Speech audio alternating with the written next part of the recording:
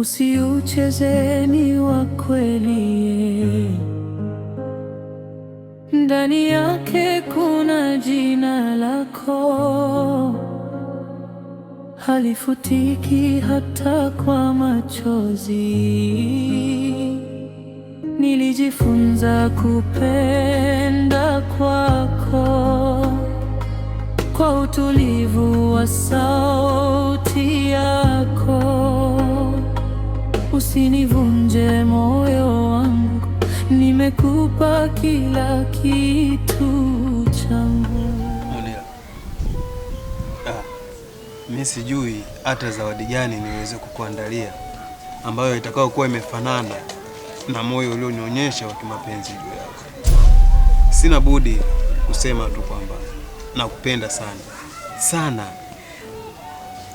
Kwa hiyo leo ndo naligundua hilo au? Yes, ni kweli. Ingawa nimechelewa, lakini nimekuja kugundua ukweli kwamba wewe ni mtu pekee ambaye ulikuwa unanithamini katika moyo wangu. Ukuweza kuzingatia mengi ambayo nilikuwa nakutendea mabaya, mambo mbalimbali, lakini haukukata tamaa. Bado ulikuwa unanipenda. Yaani wastani tu niseme kwamba kwa upande wako ndo nimeona mwanga fulani hivi wa upendo. James, unamaanisha light of love? Yes, hamna kingine, ni hivyo. Sikiza nikwambie kitu kimoja. Sitaki nijizungushe sana kama nazunguka mbuyu.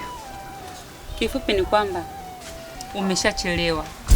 Kwa sasa mimi nipo na mahusiano na mtu mwingine na enjoy kuliko hata nilivyokuwa na wewe. Sawa? Na ninachotaka kukuambia, kuanzia leo na siku zijazo, sitaki unipigie simu, unitumie message, wala unijue hali kwa kitu chochote.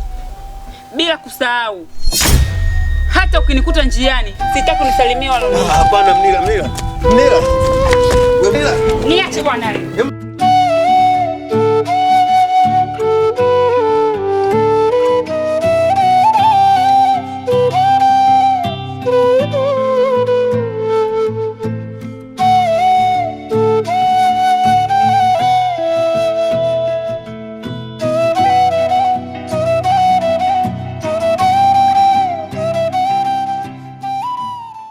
Naambia shoga yangu Karen. Mambo? Poa. Niambie. Fresh, naona leo umenijia na uonyole wako shoga yangu. Na wewe mambo ya vikoba haya, michezo, unajua. Kwa kuendekeza vikoba sasa. Yaani. Karibu ndugu wangu. Asante. Nakuona. Naona mnapiga zenu tu boy.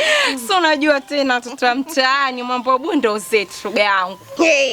Kama ndio nakwambia na leo na ubu, yani umenishika hapa. Usiniambie. Sio kwa ubuyu huo. Yaani hadi kumumuja naona kero. Sasa shoga yangu, mimi nimekuja kwa jambo hilo moja tu. Hivi weekend, kwa nini usiwe na mahusiano na Hanifu? Maana mnajariana hapa tu kwenye urafiki. Je, mkiwa na mahusiano inakuwaje? Kiukweli rafiki yangu, sidhani kama itawezekana kwa hivyo. Kwa nini isiwezekana? Inawezekana vizuri. Jaribu ndugu yangu. Tuachane nayo, nitalifikiria. Sasa hilo ndo nilikuwa nalisubiri. Maana alikuwa limenikalia hapa.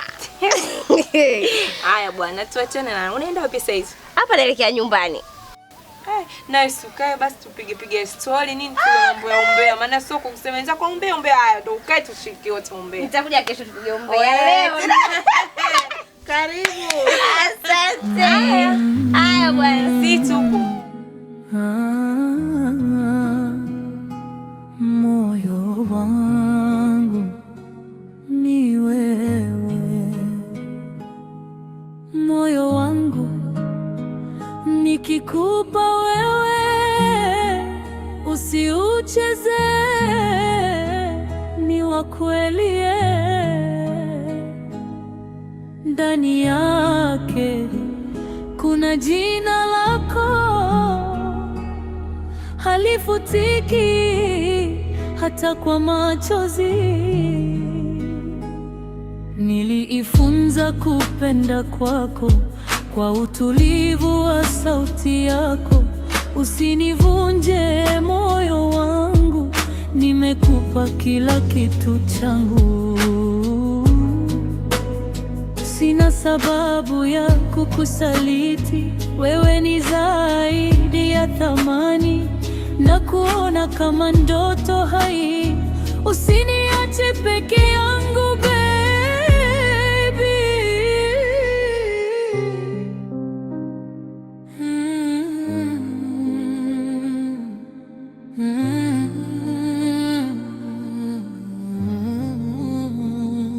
Moyo wangu ni wewe.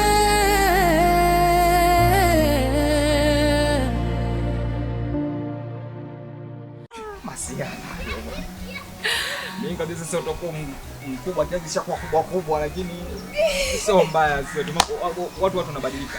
Ukweli. Ndio. Moyo wangu nikikupa wewe, usiucheze.